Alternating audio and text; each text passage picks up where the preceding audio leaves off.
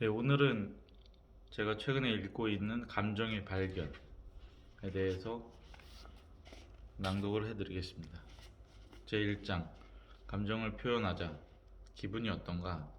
이 책의 주제를 고스란히 담고 있는 질문이다. 마지막 장을 덮을 때까지 나는 이 질문을 몇 번 더 던질 것이다. 우리는 일상에서 이런 질문을 다양한 형태로 굉장히 자주 받는데 솔직하게 대답할 수 있으려면 기본적으로 질문 형태가 최대한 간결해야 한다. 이제부터 나는 심리학자이자 정서적 행복을 연구하는 기관의 책임자이면서 동시에 여러분과 똑같은 인간의 입장에서 이야기하고자 한다. 정말로 솔직하게 말하자면 어린 시절에 나는 누군가가 내게 저 질문을 해주기를 바랐다. 질문을 던진 사람이 진심으로 내 대답을 궁금해하고 내가 털어놓는 이야기를 듣고 나서 나에게 용기를 불어 넣어 주기를 원했다. 나는 어렸을 때 참으로 불행했다. 두려움과 분노와 절망에 젖어 있었고 왕따를 당하는 외톨이였다. 고통스러운 나날이었다. 정말이지 지독히 힘들었다. 누군가 중학생 시절의 나를 봤다면 뭔가 심각하게 잘못됐다는 걸 한눈에 알아차렸을 것이다. 나는 성적표가 C와 D로 도배된 학습부진아였고 식이장애로 체중 미달과 비만을 오갔다. 친구도 아예 없었다. 부모님이 나를 사랑하고 아꼈던 건 잘 알고 있다. 그러나 부모님도 각자 힘겨운 고통을 겪고 있었다.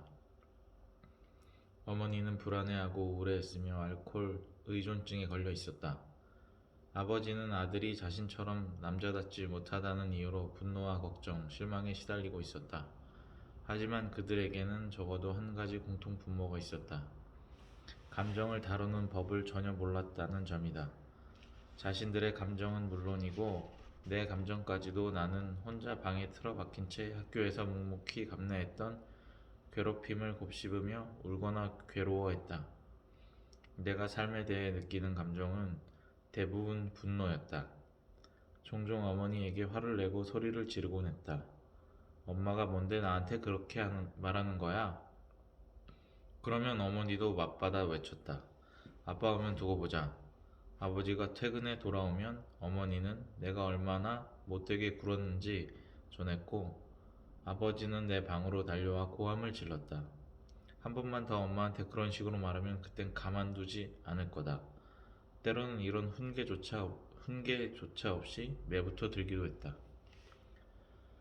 그러면 어머니가 불쑥 끼어들었고 두 사람은 아버지의 훈육 방법을 놓고 언쟁을 벌였다.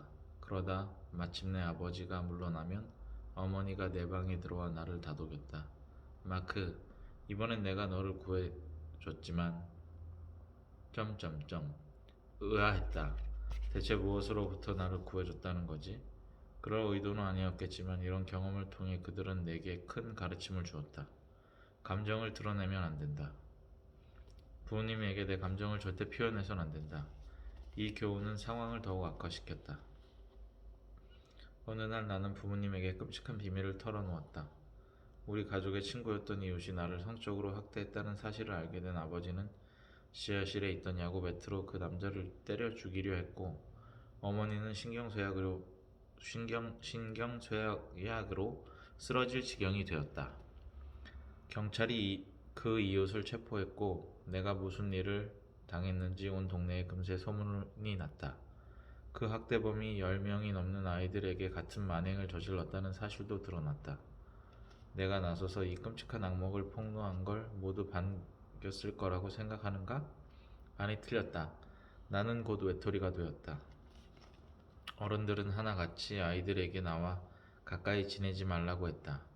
따돌림은 더 심해졌다. 부모님은 그제야 내가 끊임없이 감정적으로 무너지는 원인을 깨달았다. 나쁜 성적, 폭식증, 관계, 단절, 절망, 분노의 이유를 그리고 비슷한 난관에 봉착한 사람들과 마찬가지로 반응했다.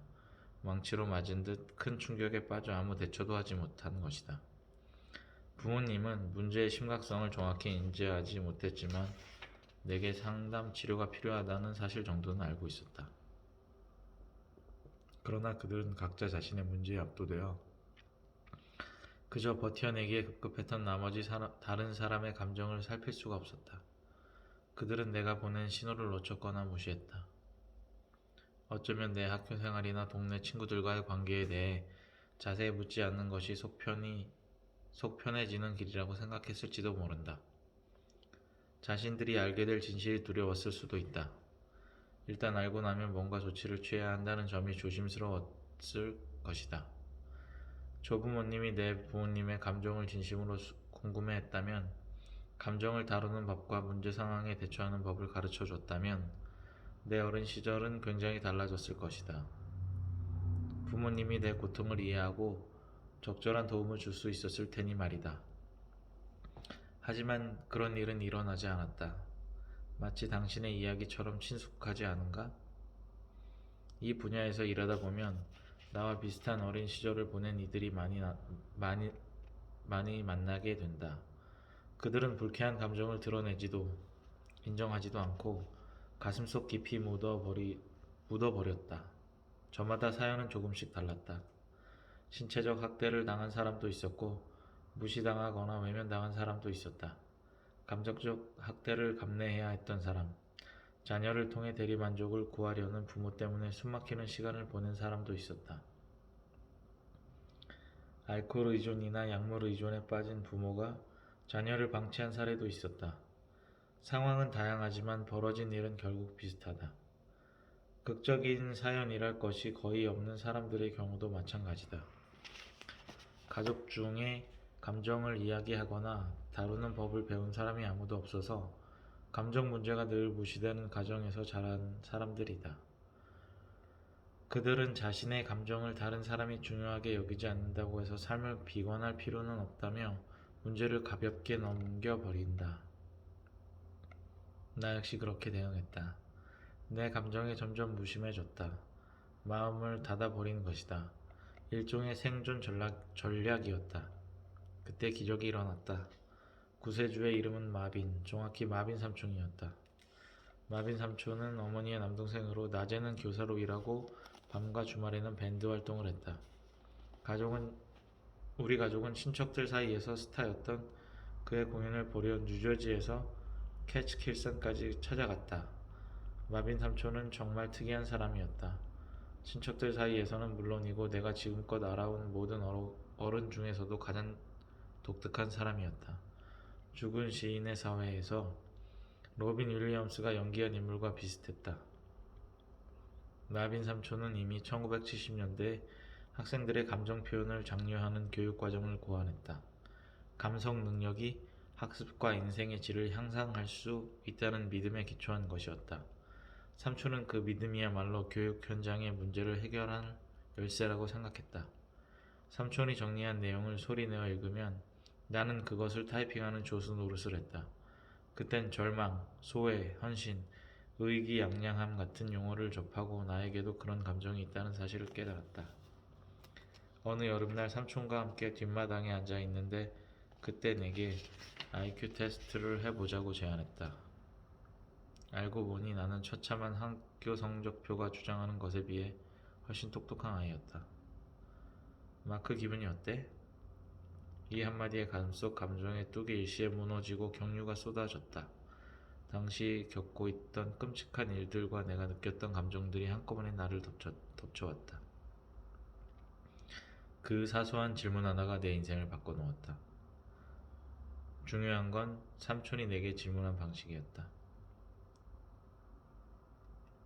마빈 삼촌은 그저 들어주기만 했다. 내 한마디에 집중해 주었다. 마빈 삼촌은 내게 마음껏 감정을 표현할 자유를 선사한 것이다. 오늘은 여기까지 읽어드리겠습니다. 마크 브래킷 지음, 임지연 옮긴 감정의 발견. 저는 요즘에 코로나 시대를 지나면서 사람의 감정이 점점 더 좀 악화되는 것 같아서 감정에 대한 책을 요즘에 읽고 있습니다. 다음에 또 읽어드리겠습니다.